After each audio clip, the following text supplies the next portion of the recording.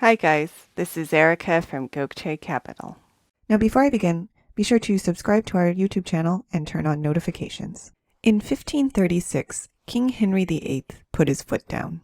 His royal income was no longer sufficient to meet his substantial needs, and he had a suspicion that his feudal barons were not paying him all the dues he was owed. He was correct. For years, his barons had taken advantage of a newfangled concept to avoid paying inheritance taxes, thus depriving King Henry from a large portion of his traditional income.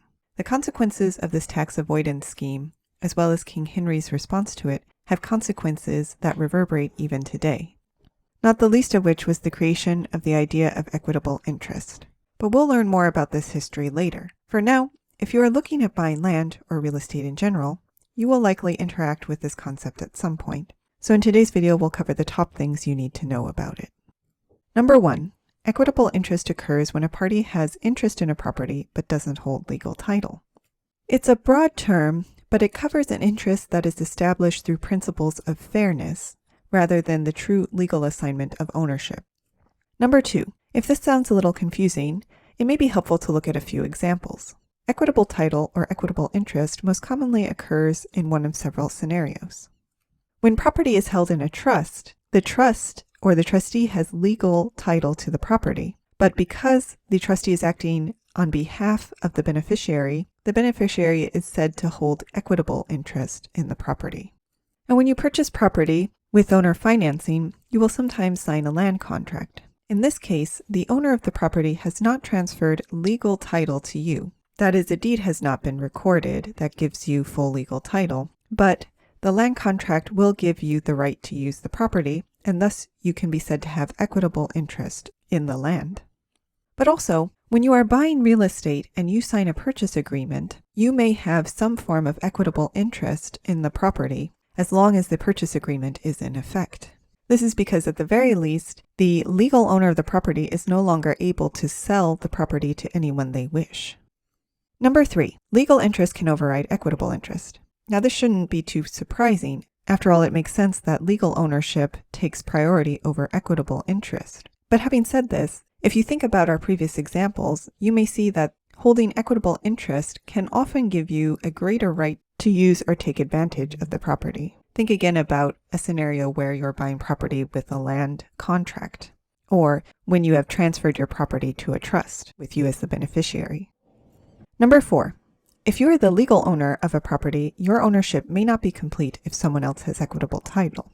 After all, we just said that an equitable title holder may have greater right to use the property. Again, think of our examples. If you are the legal owner of a property but you have it under a land contract, you cannot simply go in and kick the holder of the land contract off the property so that you can use it as you would like. For this reason, if you are buying property, take a second to make sure that there are not other holders with some equitable interest in the lot, and a title search can help you confirm this. And number 5, sometimes when you are looking at a property, you will see that it is being sold by a wholesaler who is not actually the legal owner of the property. In this case, the wholesaler is selling their equitable interest in a property that has been granted to them because they have signed a purchase agreement. What they are marketing is their equitable interest, or the right to purchase the property. When they find a final buyer, they will then assign the purchase and sale agreement that they have signed over to the final buyer and receive an assignment fee. So that gives you a brief overview of equitable interest. But let's return to King Henry. In the past decades, his barons had started making use of a legal concept called a use, whereby the owner of the land conveyed property to a third party to hold it in trust for their benefit. In doing so, the original landowner technically gave up legal ownership of the property and was therefore able to avoid many of the traditional royal taxes. Yet since the third-party trustee was required to act in their interest, the original owner still retained all right to use the property, having a kind of interest in the land that would eventually be called equitable interest.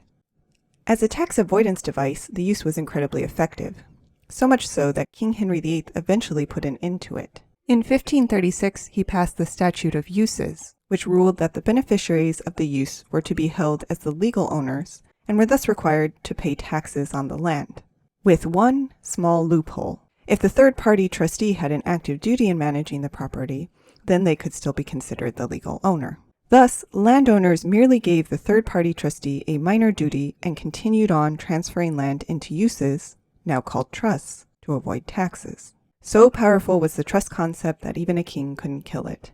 And it remains with us today. Now, do you have any stories about buying or owning land? Please leave a comment and share your land ownership dreams and experiences.